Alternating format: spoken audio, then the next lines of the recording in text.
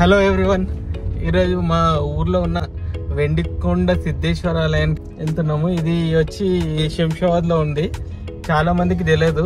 ఇది అద్భుతమైన కట్టడము, పాలరాయి కొండ. మొత్తం హైదరాబాద్లో ఎక్కడ కూడా మీకు ఈ పాలరాయి కొండ అనేది దొరకదు. ఈ పాలరాయి కొండ ఈరోజు అయితే మనం వెండికొండ సిద్ధేశ్వర ఆలయానికి ప్రయాణిస్తున్నాం. చూడండి ఒక్కసారి. ఈ రోడ్డు ఎయిర్పోర్ట్కి వెళ్ళే దారి. ఎయిర్పోర్ట్కి వెళ్ళక ముందే ఒక ఫ్లైఓవర్ వస్తుంది. పోలీస్ స్టేషన్ దాటగానే ఫ్లైఓవర్ నుంచి రైట్ సైడ్ తీసుకొని రాళ్ళగూడ సైడ్ వెళ్తే మనకు ఈ టెంపుల్ అనేది కనిపిస్తుంది. మీరు మొత్తం దారి చూపిస్తాను చూడండి. ఎయిర్పోర్ట్ రహదారి అయితే చాలా బాగా తయారైంది. ఇప్పుడు చూడండి, ఈ ఫ్లైఓవర్ నుంచి కిందికి తీసుకొని రైట్ సైడ్ వెళ్ళిన తర్వాత మనకి ఈ కమాన్ అనేది మనకు కనిపిస్తుంది. ఈ కమాన్ నుంచి కేవలం 1.5 to 2 kilometers వెళ్తే మనకు ఆలయం అనేది ఉంది. న్యాచురల్గా వెలిసిన దేవాలయం ఇది. మీరు ఒక్కసారి చూడండి. ఎందుకంటే నేను చాలాసార్లు వచ్చాను. చిన్న ఉన్నప్పటి నుంచి, నాకు ఊహ తెలిసినప్పటి నుంచి అయితే ఈ టెంపుల్కి వస్తున్నాను. కాకుంటే ఇది చాలా మందికి తెలియదు. దాని గురించి ఈ వీడియో తయారు చేస్తున్నాను. కమాన్లోకి ఎంటర్ కాగానే కొంచెం దూరంలో మనకు ఒక 1.5 to 2 kilometers ప్రయాణించాలి. ఈ దారి అయితే ఇప్పుడు కొంచెం చిన్నగానే ఉంది, కానీ కంఫర్టబుల్గా వెళ్ళి రావచ్చు. ఈ దారిలోనే మనకు రైట్ సైడ్లో ఫోర్ట్ గ్రాండ్ అని పెద్ద అమ్యూజ్మెంట్ పార్క్, అంటే రిసార్ట్ లాగా కట్టారు. దాంట్లో చాలా షూటింగ్స్ అవ్వడం అయితే మనం చూసాము.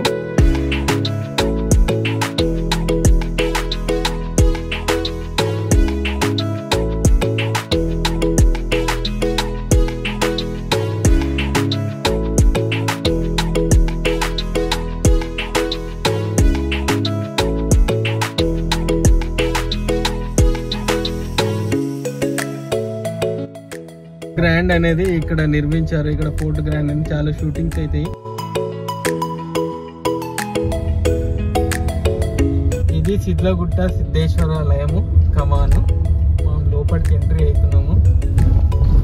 లోపలికి వెళ్తుంటేనే మనకు పాజిటివ్ వైబ్రేషన్స్ మన బాడీకి తగులుతుంటాయి.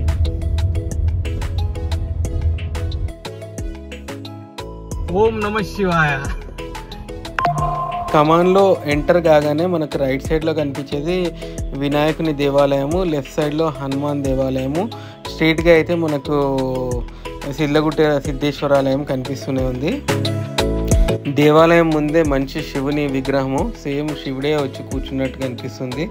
చూడండి, ఈ శివ విగ్రహం వెనకాలనే మనకు గుండం ఉంది, దేవాలయం యొక్క గుండము. ఇక్కడ నుంచి కొంచెం ముందుకెళ్తే మనకు దేవాలయం ఎంట్రన్స్కి దారి చూస్తున్నారు కదా. దేవాలయం ఎంట్రన్స్ ముందే మనకు విఘ్నేశ్వరుని రాయి విగ్రహం ఎంత అద్భుతంగా ఉందో చూడండి. చాలా బాగుంటుంది. మనం మెట్లకి ప్రయాణిద్దాము. చాలా రోజులైంది, నాకు కూడా చాలా పాజిటివ్ ఎనర్జీ అనిపిస్తుంది.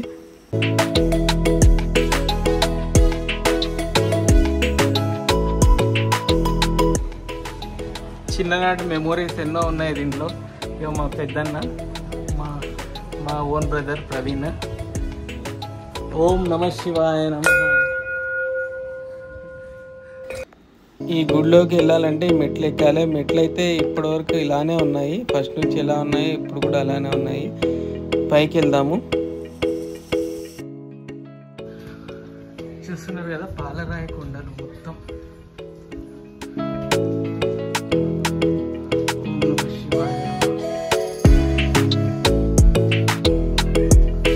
యాక్చువల్గా దేవాలయం టైమింగ్ వచ్చి మార్నింగ్ 12 గంటల వరకే ఉంటుంది. మళ్ళీ 4 o'clock నుంచి స్టార్ట్ అవుతుంది. మేము వెళ్ళిన టైం 12 o'clock తర్వాత వెళ్ళాం కాబట్టి గుడి అయితే బంద్ ఉంది. అయినా కూడా నేను డేర్ చేసేసి నేను విగ్రహాన్ని అయితే నేను ఫోటో తీయగలిగాను. లింగము, ప్రతిమ చూస్తున్నారు కదా. శంభో శంకర హర హర మహాదేవ, శంభో శంకర ఓం నమః శివాయ.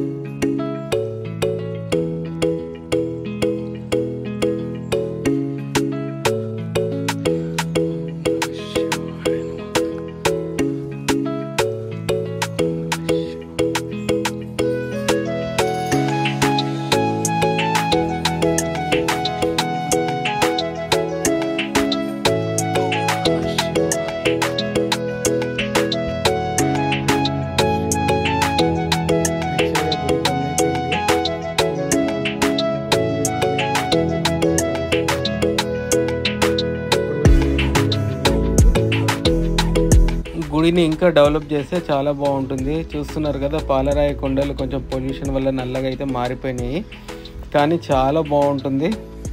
ఇది ఆలయ చరిత్ర. కొంచెం స్లోగా తీస్తాను, చదవండి, తర్వాత ఎక్స్ప్లెయిన్ చేస్తాను.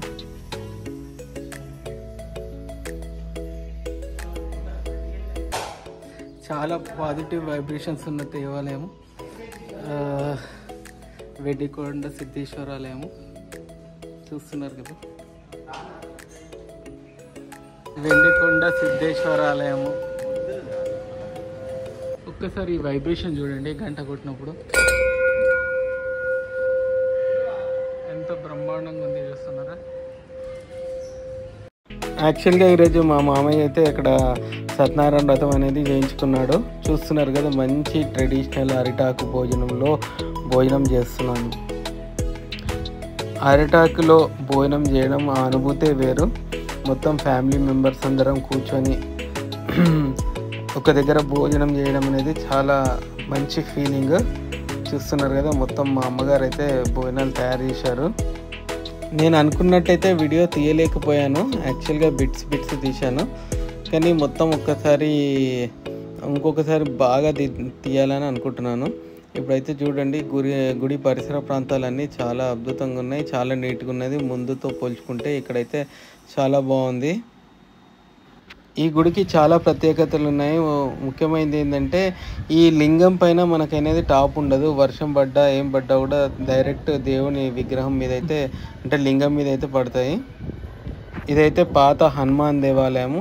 ఎప్పుడైతే గుడి వెలిసిందో అప్పటి నుంచి హనుమాన్ టెంపుల్ కూడా ఉంది. జై శ్రీ ఆంజనేయ. నెక్స్ట్ వచ్చి నాగదేవతాలయము. ఇది బయట ఉంది, 2 చెట్లు కలిసి పెరిగినాయి, రాగి చెట్టు వేప చెట్టు కలిసి, చాలా బాగుంది. చూస్తున్నారు కదా, ఇక్కడ కూడా ఒక ప్రదక్షిణ చేసుకున్నాను. యాక్చువల్గా వినాయక టెంపుల్ కూడా మూసింది, కాకుంటే నేను ఫోటో అయితే దేవుని విగ్రహాన్ని ఫోటో అయితే తీయగలిగాను. పైన కనిపిస్తుంది కదా పాలరాయి కొండ.